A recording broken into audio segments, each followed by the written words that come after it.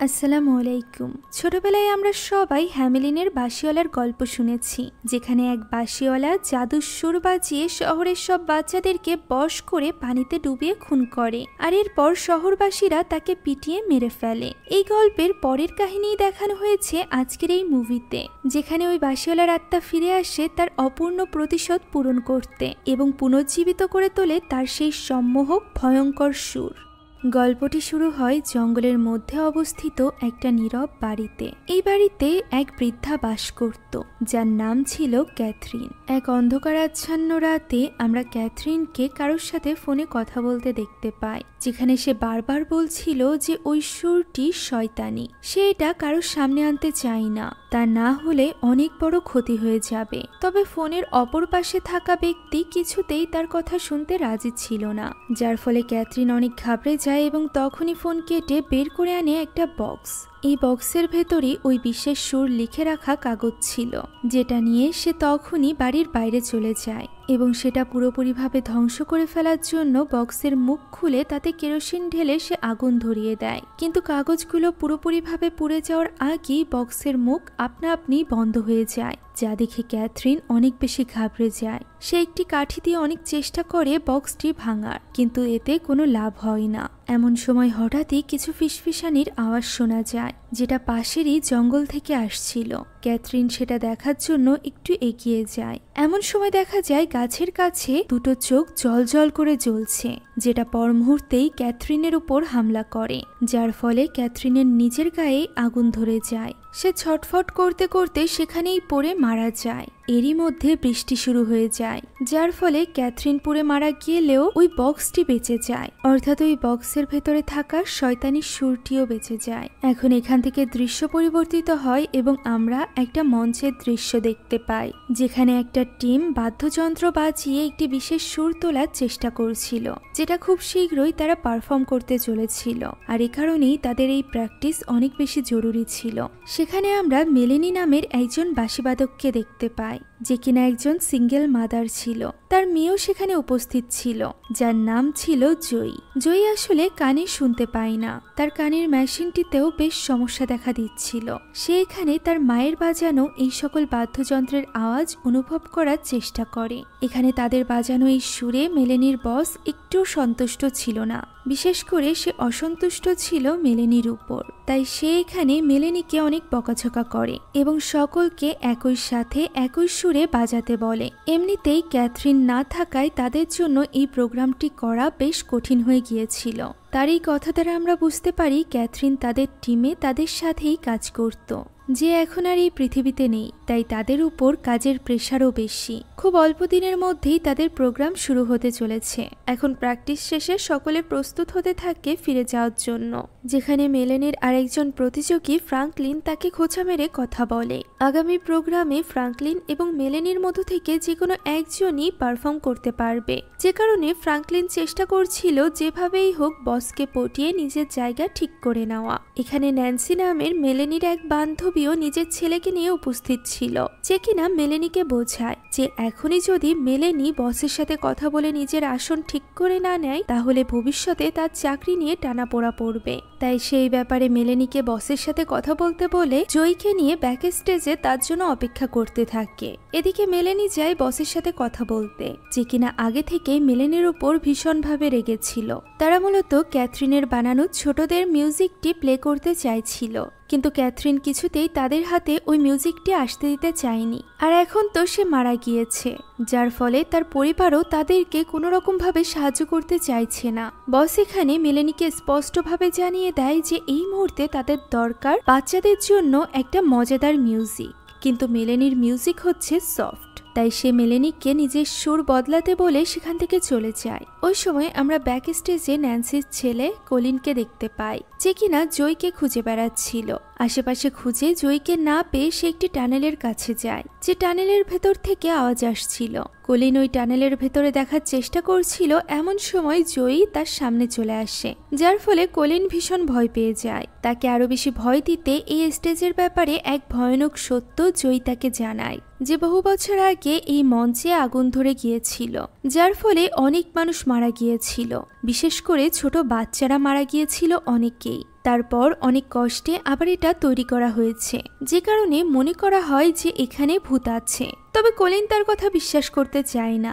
এমন সময় কলিনের মা ন্যান্সি সেখানে চলে আসে এবং তাদেরকে নিজের সাথে করে নিয়ে যায়। এখন ওই রাতে আমরা মেলেনিকে একটা বারে কাজ করতে দেখতে পাই। এত কষ্ট করার পরও সে কোনোভাবেই নিজের মেয়ের কানের চিকিৎসার জন্য টাকা জমাতে পারছিল না, যে ব্যাপারটা নিয়ে সে অনেক বেশি চিন্তিত ছিল। জয়ীর স্বপ্ন ছিল সে বড় হয়ে তার মা মেলেনির মতো করেই বাঁশি বাজাবে। তবে সময়ের সাথে সাথে তার শ্রবণ শক্তি আরো বেশি খারাপ হয়ে যাচ্ছিল। এখন তো মেশিনেও ঠিকভাবে শোনা যাচ্ছিল না। তখন মেলিনি তাকে অনুপ্রেরণা দিয়ে বলে যে মিউজিক হলো অনুভূতি। সে যদি প্রত্যেকটা সুরকে অনুভব করতে পারে তাহলে তার এই সুর শোনার কোনো প্রয়োজন নেই, সে এমনিতেই বাজাতে পারবে। সে এখানে জয়ীকে এই মিউজিক অনুভব করার ব্যাপারটিও শেখায় একটা গ্লাসে পানি দিয়ে। পরদিন সকালেই মেলেনি নিজের মিউজিকে কিছুটা পরিবর্তন এনে তার বসের সাথে দেখা করতে যায়। তবে সে দেরি করে ফেলেছিল। তার বস ইতিমধ্যে তার বদলে ফ্রাঙ্কলিনকে বেছে নিয়েছিল। যে ব্যাপারটা জানার পর মেলেনি আরো বেশি ব্যস্ত হয়ে পড়ে বসকে রাজি করাতে। সে যে কোনোভাবে বসকে রাজি করিয়ে নিজের চাকরিটি বাঁচাতে চাইছিল। তাই তো সে বসকে আশ্বস্ত করে যে সে যেভাবেই হোক ক্যাথরিনের মিউজিকটি খুঁজে এনে দিবে। তার এবং ক্যাথরিনের জন্ম একই শহরে। সে ক্যাথরিনের কাছেই ছোটবেলা থেকে মিউজিক শিখেছে। আর বস ভালো করেই জানতো যে ক্যাথরিন মেলেনিকে অনেক বেশি ভালোবাসতো। তাই মেলেনি বলে যে সে যেভাবেই হোক ক্যাথরিনের পরিবারকে রাজি করিয়ে তার মিউজিক সে বসকে এনে দিবে। একথা শুনে তার বস বেশ খুশি হয়ে যায়। সে মেলেনিকে বলে যে ব্যাপারটা কিন্তু সহজ হবে না। এই মিউজিকটা ক্যাথরিনের বাকি মিউজিকের মতো নয়। সে ক্যাথরিনের ওই ফেমাস বাচ্চাদের মিউজিকের কথা বলছে, যা 50 বছর আগে এই ইনস্টিটিউটেই প্রথমবার বাজানো হয়েছিল, আর ওটাই ছিল শেষবার। এরপর ওই মিউজিক আর ক্যাথরিন কখনোই বাজায়নি। তাই ক্যাথরিনের মৃত্যুর পর ওই মিউজিক খুঁজে বের করা খুব একটা সহজ ব্যাপার হবে না। এখন এই বাচ্চাদের মিউজিকের কথা শুনে মেলেনি বেশ ঘাবড়ে যায়, কেননা লোকমতে এটা একটা অভিশপ্ত মিউজিক ছিল। ওই মিউজিক প্লে করার দিনই এখানে আগুন ধরে গিয়েছিল। তবে বস কোনো কথাই শোনে না, বরং সে মেলেনিকে বলে যে তার এবং তার মেয়ের ভালোর জন্য হলেও তাকে ওই মিউজিকটি খুঁজে বের করতে হবে। একবার যদি মেলেনির মাধ্যমে এই মিউজিকটি সকলের সামনে চলে আসে তাহলে মেলেনির জন্য অনেক দরজা খুলে যাবে। তাই তো এই লোভে মেলেনি সেদিনই চলে যায় ক্যাথরিনের বাড়িতে, যেটা এই জঙ্গলের মধ্যে একমাত্র বাড়ি ছিল। আর এই বাড়ির সামনেই পড়েছিল ক্যাথরিনের পোড়া দেহের ছাই, যেটা মেলেনি দেখছিল। এমন সময় ক্যাথরিনের বোন এসে তাকে ডাক দেয় এবং জিজ্ঞাসা করে সে এখানে কি করছে। মেলেনির পরিচয় শুনে ক্যাথরিনের বোন অ্যালিস বুঝতে পারে যে মেলেনি এখানে ওই মিউজিকের খোঁজে এসেছে, কেননা ক্যাথরিনের মৃত্যু 1 মাসও হয়ে পারেনি। এর মধ্যে অনেকবারই মেলেনির বস তাদেরকে কল দিয়ে ওই মিউজিকের জন্য বলেছে। এখন মেলেনি সশরীরে এখানে এসে হাজির হয়েছে, যে ব্যাপারটা নিয়ে অ্যালিস অনেক বেশি রেগে যায়। তখন মেলেনি তাকে বোঝায় যে এটা ক্যাথরিনের জন্য একটা সম্মানের মতো। তারা ক্যাথরিনকে সম্মান জানায় বলেই তার মিউজিক সকলের মাঝে বিলিয়ে দিতে চায়। যা শুনে অ্যালিস বলে যদি ক্যাথরিনকে তারা সম্মান দিত তাহলে তার ইচ্ছারও সম্মান দিত। ক্যাথরিন কখনোই চাইতো না এই মিউজিকের সুর কারোর কানে যাক।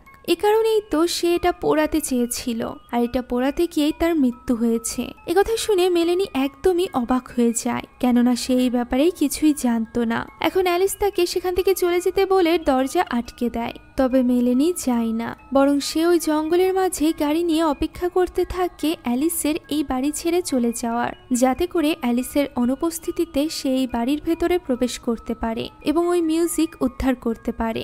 আর সত্যিই সে এটা করতে সফল হয়। অ্যালিস বেরিয়ে যেতেই সে ওই বাড়ির ভেতরে লুকিয়ে প্রবেশ করে এবং পুরো বাড়ির ভেতরে তল্লাশি চালাতে থাকে ওই মিউজিকের জন্য। এভাবেই খুঁজতে খুঁজতে সে একটি স্টোর রুমে গিয়ে পৌঁছায়, যেখানে ক্যাথরিনের বাদ্যযন্ত্রের সকল সরঞ্জাম ছিল। এরই মধ্যে খুঁজতে খুঁজতে সে একটি বক্সের মধ্যে থাকা একটি মিউজিক প্লেয়ার পায়, যার পাশেই একটি কাপড় দিয়ে ঢাকা ছিল ওই বাক্সটি, যেটা ওই দিন রাতে ক্যাথরিন পুড়িয়ে ফেলার চেষ্টা করেছিল। মেলেনি এই বাক্স খুলে ভীষণ খুশি হয়ে যায়, কেননা তার মধ্যে কাগজের পাশাপাশি ওই মিউজিকের 2টি কপিও ছিল, যার প্রথম অংশ সে তখনই সামনে থাকা মিউজিক প্লেয়ারটিতে বাজায় এবং সেটা শুনে বোঝার চেষ্টা করে। মিউজিকটা বেশ অদ্ভুত ছিল, যেটা শুনতেই মেলেনির চোখের সামনে ভেসে ওঠে কিছু আগুন এবং পানির দৃশ্য, যার কোনো কিছুই মেলেনি বুঝতে পারছিল না। এমন সময় চারিদিক অন্ধকার হয়ে আসে, বাইরে বজ্রপাত শুরু হয়ে গিয়েছিল। এরই মধ্যে হঠাৎ করে একটি কাক এসে জানালার সাথে বাড়ি খায়, যা দেখে মেলেনি বেশ ঘাবড়ে যায়। সে তাড়াতাড়ি মিউজিক প্লেয়ারের সাথে সাথে ওই ক্যাসেট সেই সাথে ওই বক্সটা নিয়ে সেখান থেকে রওনা দেয়। বাইরে প্রচন্ড বৃষ্টি হচ্ছিল, তবে গাড়িতে ওঠার পর তার মনে পড়ে যে সে তো নিজের ব্যাগটি বাড়ির ভেতরেই ফেলে রেখে এসেছে, তাই সে সেটা নেওয়ার জন্য আবারও ক্যাথরিনের বাড়িতে প্রবেশ করে। বাড়ির ভেতরে প্রবেশ করে ব্যাগটা হাতে নিতেই হঠাৎ করে কিছু শব্দ শোনা যায়, যা শুনে মেলেনি ঘাবড়ে যায় এবং দেখতে থাকে যে এই শব্দটি কোথা থেকে আসছে। শব্দটি শুনে মনে হচ্ছিল মিউজিক্যাল কোনো সুর, তাই সে ভাবে অ্যালিস হয়তোবা এখানে চলে এসেছে, তবে সেখানে কেউই ছিল না। এর মধ্যে হঠাৎই মেলেনি জানালার কাছে কাউকে দাঁড়িয়ে থাকতে দেখতে পায়, যে কিনা বাঁশি বাজাচ্ছিল। মুহূর্তের মধ্যে সে নড়ে ওঠে এবং মেলেনি ভীষণ ঘাবড়ে যায়। সে ভয়ে এক দৌড়ে গাড়িতে গিয়ে পৌঁছায়, তবে গাড়িটি কিছুতে স্টার্ট নিচ্ছিল না। এমন সময় সে তার সামনে জঙ্গলের মধ্য দিয়ে কাউকে হেঁটে আসতে দেখতে পায়। পানির কারণে সে স্পষ্টভাবে দেখতে পারছিল না। এমন সময় হঠাৎই ওই ব্যক্তি বেশ কাছে চলে আসে, যার ফলে মেলেনি ঘাবড়ে যায় এবং দ্রুত গাড়িটি স্টার্ট করে সেখান থেকে বেরিয়ে পড়ে। এবং পরদিনই সে এই মিউজিক নিয়ে গিয়ে পৌঁছায় তার বসের কাছে, যেখানে তার বস এই মিউজিক দেখে তো খুশি হয়, তবে সে বুঝতে পারছিল না যে তারা এই মিউজিকের শেষটা কিভাবে টানবে, কেননা মিউজিকের শেষের যে অংশটুকু লেখা ছিল সেগুলো পুড়ে গিয়েছে, আর ওইগুলোর ক্যাসেটও বানানো নেই। প্রথম দুই অংশের ক্যাসেট তো বানানো আছে, তবে মিউজিকের এন্ডিং কিভাবে হবে সেই ব্যাপারে তাদের কোনো ধারণা নেই। তখন মেলেনি বলে সে ক্যাথরিনের কাছ থেকে মিউজিক বাজানো শিখেছে, তাই সে এই মিউজিকের শেষটা টানতে পারবে। সে এই মিউজিক অনুভব করে এর শেষটা কিভাবে ক্যাথরিন করেছিল তা খুঁজে বের করবে। একথা শুনে বস বেশ খুশি হয়ে যায় এবং তাকে দ্রুত সময়ের মধ্যে তৃতীয় অংশটুকু রেডি করতে বলে। ওই দিন বাড়িতে ফিরে মেলেনি এই ব্যাপারেই কাজ করছিল, যেখানে সে একা বসে মিউজিকটা প্লে করার সাথে সাথেই কোথাও যেন একটা হারিয়ে যায়। তার চোখে কিছু কল্পনা ভেসে ওঠে, যেখানে সে এক বিশেষ স্থানে দাঁড়িয়ে বাঁশি বাজাচ্ছিল, আর যতক্ষণে তার হুঁশ ফেরে ততক্ষণে সে দেখতে পায় সে যে মিউজিকটা লেখা শুরু করেছিল সেটা অদ্ভুতভাবে পূরণ হয়ে গিয়েছে। অর্থাৎ সে নিজেও জানে না যে সে এই অংশটুকু কখন লিখেছে অথবা কিভাবে লিখেছে, সেটা বুঝতে পারছিল না। এমন সময় হেডফোন থেকে কিছু আওয়াজ আসতে থাকে, যা কানে দিয়ে মেলেনি শোনার চেষ্টা করে। এমন সময় সে কিছু ফিসফিসানির আওয়াজ শুনতে পায়। এই আওয়াজে মেলেনির বেশ কষ্ট হচ্ছিল, তাই সে ওই দিনই তার আরেকজন কলিগ ফিলিপের সাথে দেখা করতে যায়। ফিলিপের মিউজিকের ব্যাপারে অনেক বেশি জ্ঞান ছিল। সে এখানে স্টুডেন্টদের মিউজিকের ব্যাপারেই পড়াচ্ছিল, যেখানে সে বলে মিউজিক আমাদের ইমোশন নিয়ে খেলে। এই মিউজিক কখনো বা আমাদের দুঃখ দিতে পারে, কখনো বা সুখ, আবার কখনো বা ভয়। এখন এরপর ক্লাস শেষে মেলেনি ফিলিপের সাথে দেখা করে এবং তাকে ওই মিউজিক শোনায়। মিউজিক শুনতে শুনতে ফিলিপ যেন কোথাও একটা হারিয়ে গিয়েছিল। মেলেনির অনেকবার ডাকার পর তার হুঁশ ফেরে। ফিলিপের মতে এই মিউজিকটি একদমই অসাধারণ। মেলেনি এই মিউজিকের কাগজের উপরে লেখা কিছু কথা ফিলিপকে দেখায়, যেখানে ক্যাথরিন লিখে রেখেছিল যে মিউজিক উল্টোপাল্টা করো এবং পৃথিবীতে বিশৃঙ্খলা ছড়িয়ে দাও। এ কথার মানে মেলেনির মতো করে ফিলিপও বুঝতে পারছিল না, তবে সেই মিউজিকের পরিবর্তন বা উল্টোপাল্টা করার ব্যাপারটা মেলেনিকে বুঝিয়ে বলে। সে একটা মিউজিক ইনস্ট্রুমেন্ট দেখিয়ে বলে যে মিউজিকটা এরকমই হয়, যেখানে সুরে হালকা পরিবর্তন আনলেই পুরো সুরই পাল্টে যায়। অতীতে বলা হতো মিউজিক মানুষের আত্মাকেও বোকা বানাতে পারে, এমনকি মিউজিকের মাধ্যমে কাউকে পাগল বানানোও সম্ভব।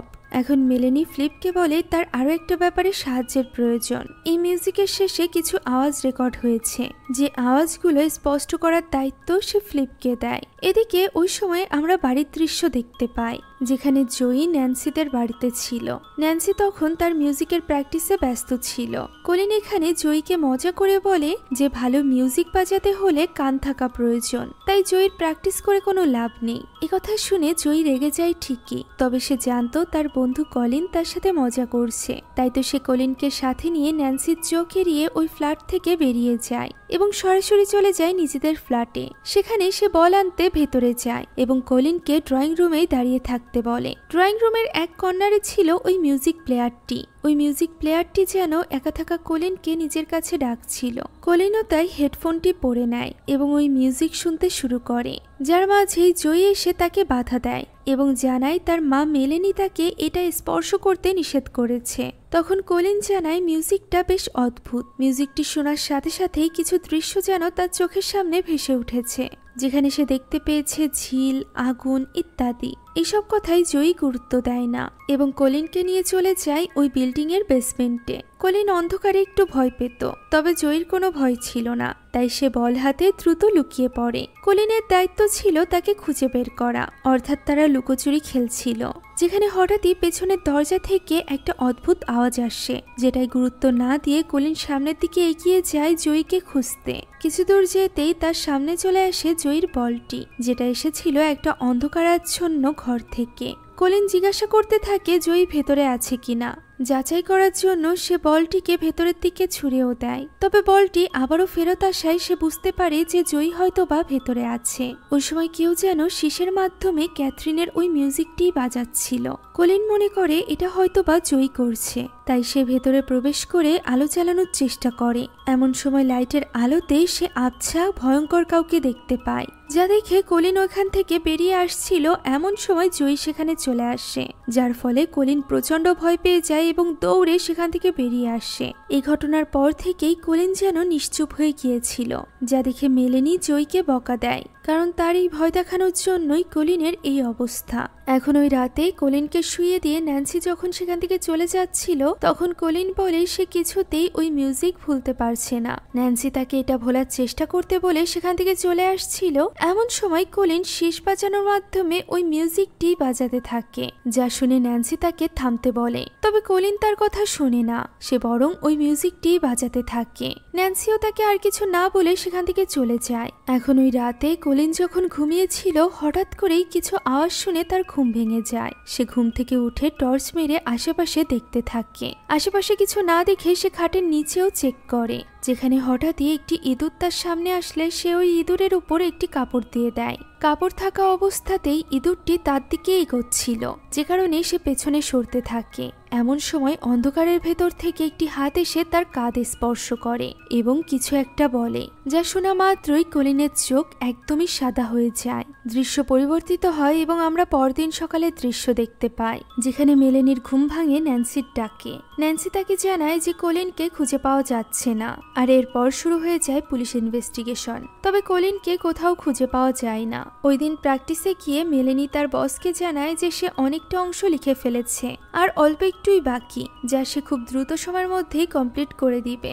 এখন সে সেখানেই বসে এই মিউজিকের প্রথম 2 অংশের প্র্যাকটিস দেখছিল, যেখানে এই মিউজিকের তালে তালে মেলেনি আবারও তার কল্পনার জগতে হারিয়ে যায় এবং ওই সকল দৃশ্য দেখতে থাকে। এই সুরে বাঁশি বাজানোর সময় ফ্রাঙ্কলিনেরও কিছু একটা হয়ে যায়। মিউজিক শেষ না হতেই সে সেখানেই অজ্ঞান হয়ে পড়ে যায়। এদিকে মেলেনির নাক দিয়েও রক্ত পড়তে শুরু করেছিল।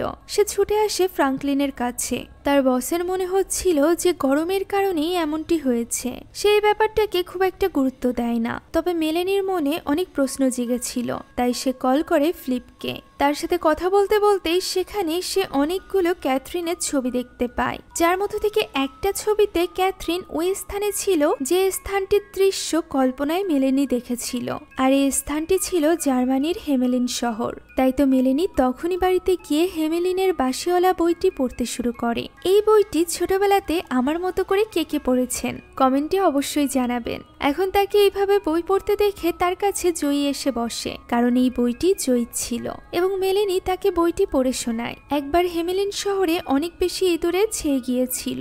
এমন সময় শহরের মানুষদেরকে মুক্তি দিতে সেখানে একজন আগন্তুক আসে এবং একটি নির্দিষ্ট টাকার বদলে সেই সকল ইঁদুরকে এই শহর থেকে তাড়িয়ে দিবে বলে জানায়। শহরের বাসিন্দারাও একথায় রাজি হয়ে যায়, আর এরপর ওই আগন্তুক বাঁশি বাজায়, যার ফলে সকল ইঁদুর ওই শহর ছেড়ে চলে যায়। যখন সে টাকা নিতে যায়, তখন ওই শহরের বাসিন্দারা তাকে টাকা দিতে রাজি হয় না, অর্থাৎ তার সাথে প্রতারণা করে, যার ফলে আগন্তুক প্রচন্ড রেগে যায় এবং বলে যে এবার সে তাদের কাছ থেকে তাদের সব থেকে মূল্যবান জিনিসই কেড়ে নিবে। তবে শহরের বাসিন্দারা এই ব্যাপারে গুরুত্ব দেয় না। তখন ওই বাঁশিওয়ালা আবারও বাঁশি বাজাতে শুরু করে, যে সুর শোনার পর শহরের প্রত্যেকটা বাচ্চারা নিজ নিজ ঘর থেকে থেকে বের হয়ে ওই বাঁশিওয়ালাকেই অনুসরণ করতে থাকে। এটুকু পরেই মেলেনি বুঝতে পারে যে গল্পটি বেশ ভয়ঙ্কর, তাই সে জয়ীকে এর পরের গল্প আর বলতে চায় না। সে চলে যায় নিজের কাজে। অন্যদিকে জয়ী তখন চলে আসে ওই মিউজিক প্লেয়ারটির কাছে। তার অনেক আগ্রহ হচ্ছিল এটা জানার জন্য যে কলিন এখানে কি শুনেছিল। তাই তো সে ওই হেডফোনটি কানে দিয়ে মিউজিকটি শুনতে শুরু করে। তখনই আমরা একটা ভয়ঙ্কর হাতকে তার দিকে এগিয়ে যেতে দেখতে পাই।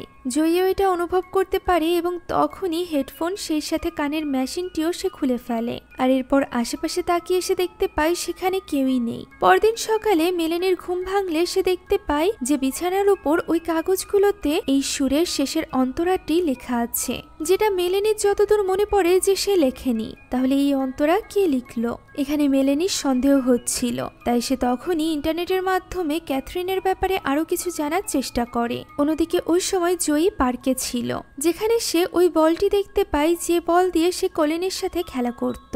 ওই বলের পিছু করতে করতে সে গিয়ে পৌঁছায় একটা বাসের কাছে। বলটি গিয়ে বাসের দরজার সামনে দাঁড়িয়েছিল। তাই সে কোনো কিছু না ভেবেই ওই বাসের ভেতরে প্রবেশ করে। বাসের ভেতর দিয়ে হাঁটার সময় হঠাৎই তার কানে অদ্ভুত আওয়াজ আসতে থাকে, যা সহ্য করতে না পেরে সে ওই মেশিনটি খুলে ফেলে। আর এরপর সে যখন বাসের পেছনের অংশে যায় তখন সে বাসের পেছনে থাকা লেকের পানিতে একজন কালো পোশাকধারী ব্যক্তির ছায়া দেখতে পায়, যা দেখে সে বেশ ঘাবড়ে যায় এবং বাসের সামনের দিকে এগোতে থাকে। এমন সময় সে সামনের দরজার কাছে ওই লোকটিকে দেখতে পায়, যার হাতে বাঁশি ছিল। লোকটি বাঁশি বাজাচ্ছিল, যা জয়ী শুনতে পারছিল না। কিন্তু তার এই বাঁশির আওয়াজ এতটাই তীব্র ছিল যে বাসের কাঁচ পর্যন্ত ভেঙে গুঁড়ো গুঁড়ো হয়ে যায়। এই ঘটনার ফলে জয়ী অনেক বেশি ভয় পেয়ে গিয়েছিল। মেলেনি তার কাছে বারবার জিজ্ঞাসা করতে থাকে যে তার সাথে কি হয়েছে। তখন জয়ী কলিনের ব্যাপারেও তার মাকে জানায় যে কলিন ওই মিউজিক শুনেছিল, যেটা শোনার পর সে ঝিল এবং আরো কিছু কথা বলেছিল, যেগুলো এখন জয়ীও অনুভব করতে পারছে। যদিও কানের মেশিনটি নষ্ট হওয়ার ফলে সে পুরো মিউজিকটা শুনতে পারেনি। এখন জয়ীকে শান্ত করার জন্য মেলেনি তার পছন্দের সুর বাজায়। দুজন মা মেয়ে মিলে একসাথে বাঁশি বাজাতে থাকে। মেলেনি ইতিমধ্যে বুঝতে পেরেছিল যে এই মিউজিক সত্যিই শয়তানি। তাই সে ওই রাতেই মিউজিকের সব কাগজপত্র আবার ওই বাক্সতে পুরে রেখে দিচ্ছিল। তখনই হঠাৎ করে আশপাশের পরিবেশ থমথমে হয়ে আসে। মেলেনি একটি আলমারির ভেতর থেকে কিছু শব্দ শুনতে পায়। তাই সে ওই আলমারি খুলে চেক করে, যেখানে একটা ইঁদুর দেখে সে ভীষণ ভয় পেয়ে যায়। এমন সময় ওই ঘরের দরজা আপনা আপনি বন্ধ হয়ে যায় এবং কিছু একটা মেলেনির উপর হামলে পড়ে। এর কিছুক্ষণ পর আমরা জয়ীকে ওই ঘরে আসতে দেখতে পাই, যেখানে মেলেনি অদ্ভুতভাবে চেয়ারের উপর বসেছিল। জয়ী তাকে পেছন থেকে ডাকে, তবে মেলেনি কোনো কথার সাড়া দেয় না। জয়ী গিয়ে তার পিঠে হাত রাখতেই সে খুব ভয়ঙ্কর রূপ নিয়ে জয়ীর দিকে তাকায়, যেখানে তার দুই চোখ জল করে জ্বলছিল এবং তার মুখও দেখতে বেশ ভয়ঙ্কর হয়ে গিয়েছিল। কেউ যেন তার উপর ভর করে তাকে দিয়ে ওই সুর লেখাচ্ছিল, যা দেখে জয়ী তখনই ওই কাগজ টেনে ছিঁড়ে ফেলে এবং তার মায়ের হুঁশ ফিরিয়ে আনে। ওই দিনের মধ্যেই এই সুরে তৃতীয় অন্তরা কমপ্লিট করার কথা ছিল, যে জন্য মেলেনির বস মেলেনির জন্য অপেক্ষা করছিল। এরই মধ্যে সেখানে ন্যান্সি চলে আসে। ছেলে হারিয়ে যাওয়ার কারণে তাদের বস ন্যান্সিকে ছুটি দিয়েছিল, তবে ন্যান্সি ছুটি চায় না, বরং সে সেখানে এসে বাকিদের সাথে প্র্যাকটিস করতে থাকে। এই প্র্যাকটিসের মাঝেই সেখানে মেলেনি দৌড়াতে আসে। সেখানে বসের সাথে কথা বলতে চাইছিল, কিন্তু বস তো শুধুমাত্র চাইছিল তৃতীয় অন্তরা, যেটা মেলেনির কাছে ছিল না। সে সেটা বাড়িতে রেখে এসেছিল। মেলেনি এখানে তার বসকে বোঝানোর অনেক চেষ্টা করে যে এই সুর ক্যাথরিন তৈরি করেনি, বরং এটা একটা শয়তানি সুর। এরই মধ্যে সেখানে ফ্রাঙ্কলিন চলে আসে এবং বসকে জানায় যে মেলেনির কোনো প্রয়োজন নেই, সে নিজেই এই সুরের তৃতীয় অন্তরা তৈরি করতে পারবে। আর সে অলরেডি তৈরি করেও ফেলেছে, তাই তাদের এই সুর বাজাতে গেলে মেলেনির কোনো প্রয়োজন নেই। মেলেনি এখানে তাকেও বোঝানোর চেষ্টা করে, তবে তারা কেউই মেলেনির কথা শুনতে রাজি ছিল না, যার ফলে বেচারা মেলেনি ফিরে আসছিল। তখনই হঠাৎ করে সে ন্যান্সিকে একটি সিঁড়ি রুমের মধ্যে প্রবেশ করতে দেখে। সে ন্যান্সিকে ডাকে, তবে ন্যান্সি তার ডাকের কোনো সাড়া দেয় না, যে কারণে সে ন্যান্সির পিছু করতে থাকে। এভাবে পিছু করতে করতে সে একদমই উপরে চলে এসেছিল, যার নিচে বসে বাকিরা মিলে প্র্যাকটিস করছিল। মেলেনি দেখে ন্যান্সি এক কোনায় দাঁড়িয়ে আছে। ন্যান্সি এখানে মেলেনিকে বলে যে সে কলিনকে খুঁজে পেয়েছে কলিন ঝিলের দিকে যাচ্ছে, তাই ন্যান্সিকে তাকে আটকাতেই হবে।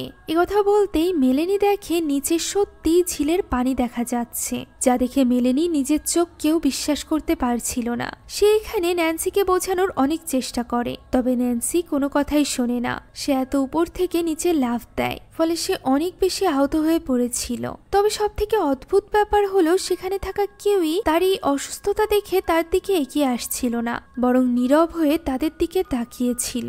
এখন পরদিন সাহায্যের জন্য মেলেনি ফিলিপকে নিজের বাড়িতে ডাকে। সে ফিলিপের কাছে জয়কে রেখে কোথাও একটা যেতে চাইছিল। এখানে ফিলিপের অবস্থা দেখে সে বুঝতে পারে যে ফিলিপ অনেকটা অসুস্থ, তাই সে এখানে ফিলিপকে জিজ্ঞাসা করে যে সেও তো ওই মিউজিক শুনেছিল, এর মানে সে কি ঘুমাতে পারছে না? সবসময় কি তার কানে ওই মিউজিক বাজে? সে কি তার কল্পনায় ঝিলের পানি দেখতে পায়? এইসব কথা শুনে ফিলিপ অবাক হয়ে যায়, কারণ মেলেনি যা যা বলছে এই সব কিছুই তার সাথে ঘটছে। তখন মেলেনি বলে এই সব কিছু ঘটছে এই টেপের কারণে, এই মিউজিকের কারণে। এই কথা শুনে ফিলিপ বলে যে এই মিউজিকের যে অংশটুকু মেলেনি তাকে স্পষ্ট করে দিতে বলেছিল সেটা সে স্পষ্ট করেছে। সে এখানে ওই অংশটুকু মেলেনিকে শোনায়, যা শুনে মনে হচ্ছিল কেউ ফিসফিসিয়ে কিছু একটা বলছে, যেটা কোনো সাধারণ মানুষের কণ্ঠ নয়, বরং ভয়ঙ্কর কিছুর কণ্ঠ। এবং সে ল্যাটিন ভাষায় কিছু একটা বলছে, যার প্রথম বাক্যের অর্থ ফিলিপ বের করেছে। তার অর্থ হলো বিশৃঙ্খলাই আমার দুনিয়া। এখানে মেলেনি বলে যে তার মনে হচ্ছে এই শয়তান তার মাধ্যমে কোনো কাজ করাতে চাইছে, যেটা বহু বছর আগে সে ক্যাথরিনের মাধ্যমে করিয়েছিল। তাই তো সে এর উত্তর খুঁজতে ক্যাথরিনের বাড়িতে যাবে। তাই এই টাইমটুকু সে ফিলিপকে জয়ীর খেয়াল রাখতে বলে। সেই সাথে সাবধানও করে দেয় যে সে যাতে দ্বিতীয়বার ওই মিউজিক না শোনে। এখন সে বের হয়ে যাওয়ার পর আমরা দেখতে পাই জয়ী ওই হ্যামেলিনের বাঁশিওয়ালা বইটি পড়ছিল। পরবর্তী গল্প থেকে জানা যায় যে ওই ব্যক্তি যখন সব বাচ্চাদেরকে ঝিলে নিয়ে যাচ্ছিল, তখন একজন বাচ্চা তাকে এইভাবে যেতে দেখতে পায়। যেহেতু বাচ্চাটি নিজে কানে শুনতে পারতো না, তাই সে ওই সুরও শুনতে পারে না। এ কারণেই সে নিজের সজ্ঞানে থাকে এবং শহরবাসীকে ওই ঝিলের কাছে ডেকে আনে। তবে তারা আসতে অনেক দেরি করে ফেলেছিল।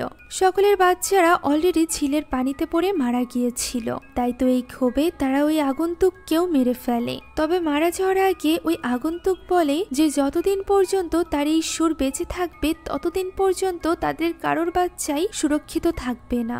এখন এই বই পড়া মাত্রই জয়ী কিছু আওয়াজ শুনতে পায়, যা শুনে তার মনে হয় কলিন তাকে ডাকছে। তাই সে চুপি চুপি ঘর থেকে বেরিয়ে যায়। কিছু ফিসফিসানির আওয়াজের পিছু করতে করতে সে একটি অন্ধকার ফ্ল্যাটে চলে আসে, যেখানে থাকা সাউন্ড বক্সে ওই মিউজিকটাই বাজছিল। ওই সময় অন্যদিকে আমরা মেলেনিকে দেখতে পাই, যে কিনা ক্যাথরিনের বাড়ির দেওয়ালের স্টিকারের নিচে কিছু লেখা দেখতে পায়। তাই সে ওই কাগজের স্টিকারগুলো ছিঁড়ে ফেলে। এখানে সুর লেখা ছিল, যে সুরগুলো সে বোঝার চেষ্টা করছিল। এমন সময় তার পেছনে চলে আসে অ্যালিস, অর্থাৎ ক্যাথরিনের বোন, যে কিনা মেলেনির উপর ইতিমধ্যে অনেক রেগেছিল ওই সুর চুরি করার জন্য। তখন মেলেনি তাকে জিজ্ঞাসা করে সে কি এই সুরের ব্যাপারে আগে থেকেই জানতো। উত্তরে অ্যালিস বলে সে অনেক ছোট ছিল যখন ক্যাথরিন জার্মান থেকে এই সুরটি বানিয়ে ফিরেছিল। 50 বছর আগের ওই অনুষ্ঠানে সে বাচ্চাদের জন্য ওই সুরটি বাজাতে চলেছিল, যেখানে ছোট অ্যালিসও যেতে চেয়েছিল। তবে ক্যাথরিন তাকে নিয়ে যেতে কিছুতেই রাজি হয়নি। পরবর্তীতে আস্তে আস্তে অ্যালিস জানতে পেরেছে এর সত্যতা। ক্যাথরিন 50 বছর ধরে চেষ্টা করেছে এই শয়তানকে আটকে রাখার, ওই শয়তানি মিউজিক যাতে কোনোভাবেই প্রকাশ্যে না আসে এবং কাউকে নিজের বশীভূত না করতে পারে। এই কারণেই সেই জঙ্গলের ভেতরে এই একাকী বাড়িতে কাটিয়ে দিয়েছে 50 বছর। ওই সুর তার জীবনকে উল্টোপাল্টা করে দিয়েছিল। কথা শোনা মাত্রই মেলেনির মাথায় বুদ্ধি খেলে। সে বুঝতে পারে শয়তান সুরের উলটপালট করাকেই বিশৃঙ্খলা বুঝিয়েছিল, অর্থাৎ একটা সরল সুরকে উলটপালট করার মাধ্যমেই সে একটা ভয়ঙ্কর সুরে রূপান্তরিত করেছিল। তাই এখন মেলেনিকে এই সুরকে সরল সোজা বানাতে হবে, তাহলেই একমাত্র আজকের রাতের অনুষ্ঠানে সে সকলকে বাঁচাতে পারবে। এটা ভেবেই সে সেখান থেকে বেরিয়ে যায়। এদিকে তার মেয়ে জয়ী ফেসে গিয়েছিল ওই শয়তানের ফাঁদে, যে কিনা কলিনের কণ্ঠে তাকে ডাকছিল। এমন সময় আশেপাশের মিউজিক বাজতে শুরু করে। ওই সময় জয়ীর পেছনে ওই শয়তান দাঁড়িয়েছিল। জয়ী অনেক চেষ্টা করে মিউজিকগুলো বন্ধ করার, তবে এই কাজে ব্যর্থ হয়ে সে যখনই নিজের কানের মেশিন খুলতেই যাচ্ছিল, তখনই ওই শয়তান তার হাত ধরে বসে। এখান থেকে দৃশ্য পরিবর্তিত হয় এবং আমরা ফিলিপকে দেখতে পাই, যে কিনা তখনও পর্যন্ত ল্যাটিন ভাষা থেকে ওই কথাগুলোর অর্থ বের করার চেষ্টা করছিল। এমন সময় হঠাৎই চলতে থাকা পাশের টিভি থেকে একজন মহিলা তাকে উদ্দেশ্য করে বলে যে সে কি শীষ বাজাতে পারে। একথা বলেই মহিলাটি ওই সুরে শীষ বাজাতে থাকে, যা শোনা মাত্রই ফিলিপের নাক দিয়ে রক্ত বেরিয়ে আসে। সে টিভিটি বন্ধ করে দেয় ঠিকই, কিন্তু সে কিছুতেই ওই মিউজিক নিজের মাথা থেকে বের করতে পারছিল না। সে কোনোভাবে নিজেকে নিয়ন্ত্রণই করতে পারছিল না। তার হাত নিজে থেকেই তার পকেট থেকে কলম বের করে নেয় এবং এই মিউজিক থেকে পরিত্রাণ পেতে তার হাতই তার কানের ভেতরে ওই কলম ঢুকিয়ে দেয়। এরপর তার অন্য হাত অন্য কানের ভেতরেও ওই কলম ঢুকাতে যাচ্ছিল। এমন সময় সেখানে চলে আসে মেলেনি। মেলেনি তাকে আটকে নেয় এবং তার কাছে বারবার জয়ীর কথা জিজ্ঞাসা করতে থাকে, কিন্তু ফিলিপ যেহেতু নিজের হুঁশে ছিল না, তাই সে কোনো কথার উত্তর দিতে পারে না, যার ফলে মেলেনি চলে যায় জয়ীকে খুঁজতে। পাশের ওই অন্ধকার ফ্ল্যাটের ভেতরে জয়ীর বল দেখে মেলেনি সবটা বুঝতে পারে এবং তখনই রওনা হয় ওই অনুষ্ঠানের উদ্দেশ্যে, যেখানে সময় এসে গিয়েছিল ওই মিউজিকটি প্লে করার, যার জন্য সকলে অধীর আগ্রহে অপেক্ষা করছিল। প্রথমেই ফ্রাঙ্কলিন এসে বাঁশির সুরের মাধ্যমে ওই মিউজিকটি শুরু করে। সাথে সাথে তার চোখ আমরা জলজল করতে দেখতে পাই। এরই মধ্যে সকলে মিলে শুরু করে দেয় মেন মিউজিক। এক নাগারে সকলে বাজাতে থাকে। দর্শক সারিতে থাকা সকলে মুগ্ধ হয়ে এই মিউজিক শুনছিল।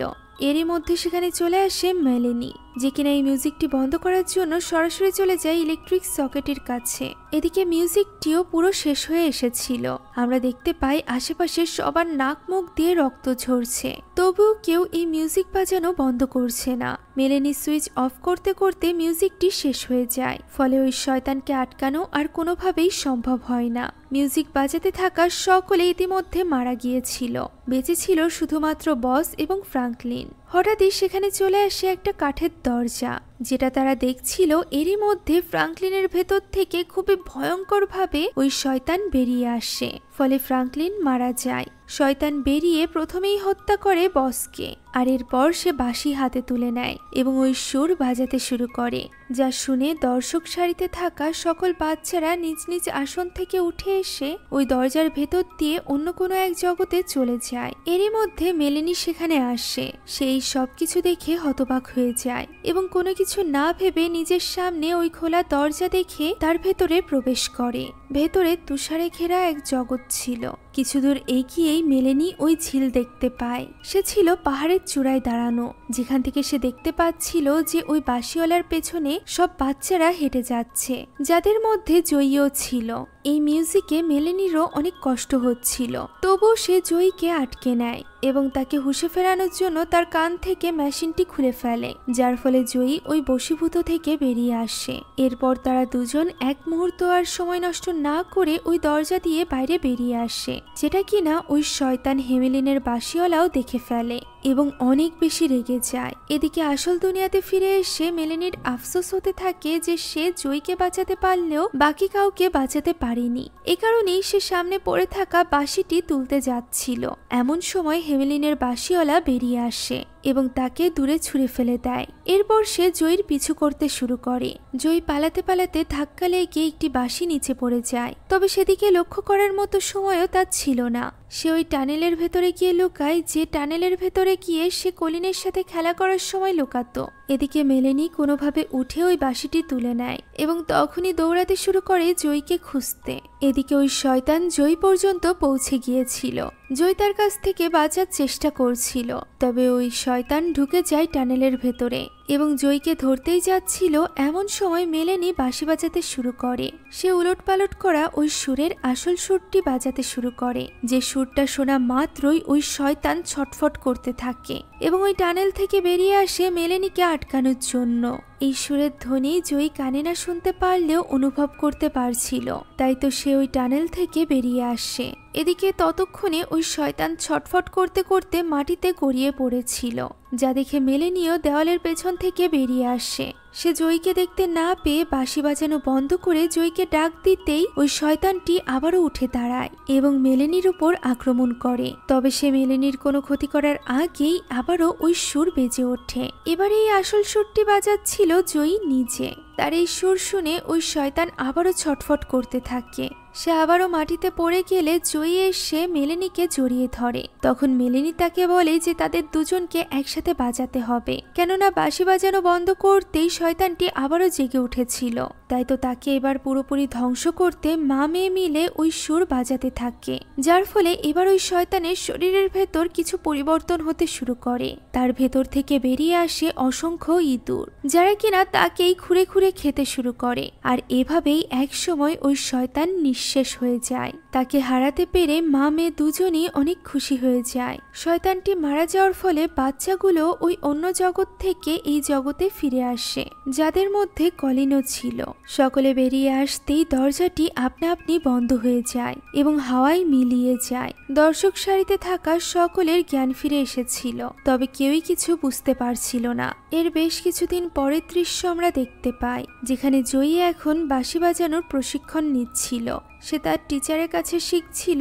ওই সময় মেলেনি বাইরে বসে ফিলিপের সাথে কথা বলছিল, যেখান থেকে আমরা জানতে পারি যে ওই ঘটনার ব্যাপারে কোনো বাচ্চারই কোনো কিছু মনে ছিল না, এমনকি জয়ীরও না। এখানে মেলেনি ফিলিপকে বলে যে সে নিজেকে ক্যাথরিনের মতো করে সবার থেকে দূরে নিয়ে যাবে না, বরং ওই মিউজিক জানা সত্ত্বেও সে সকলের মাঝে থেকে আপনজনের কাছে থেকে লড়াই করবে। যা শুনে ফিলিপ বলে সে যেন এই ব্যাপারে ভয় না পায়, কারণ সে ইতিমধ্যে এই মিউজিকের অভিশাপ ভেঙে ফেলেছে, এখন আর কিছুই হবে না। ওই সময় আমরা ভিতরের দৃশ্য দেখতে পাই, যেখানে জয়ীর প্রশিক্ষণ শেষ হয়ে গিয়েছিল। তবে সে তার টিচারকে বলে যে সে নিজে একটা মিউজিক বানিয়েছে, যে মিউজিক কিনা পুরনো একটা মিউজিক থেকে ইন্সপায়ার্ড। পুরনো একটা মিউজিককে উলটপালট করেই সেই নতুন মিউজিক বানিয়েছে, যেটা কিনা সে টিচারকে শোনাতে চায়। তার টিচারও এর অনুমতি দিয়ে দেয়। তবে সেটা বাজানোর আগেই আমরা জয়ীর চোখ জল করে জ্বলতে দেখতে পাই, যা থেকে আমরা বুঝতে পারি যে জয়ী হয়তো বা এখনো পর্যন্ত ওই শয়তানের বশে আছে। এই মুভির কোনো সেকেন্ড পার্ট বের হলে এই ব্যাপারে জানা যাবে। আপাতত আপনাদের কি মনে হয় তা কমেন্টে অবশ্যই জানাবেন। এছাড়া সম্পূর্ণ মুভিটি আমাদের টেলিগ্রাম চ্যানেলে আপলোড দেওয়া আছে। মুভিটি দেখতে চাইলে কমেন্ট বক্সে দেওয়া লিংক থেকে জয়েন করুন আমাদের টেলিগ্রাম চ্যানেলে। Thank you so much for watching this video. আল্লাহ হাফিজ।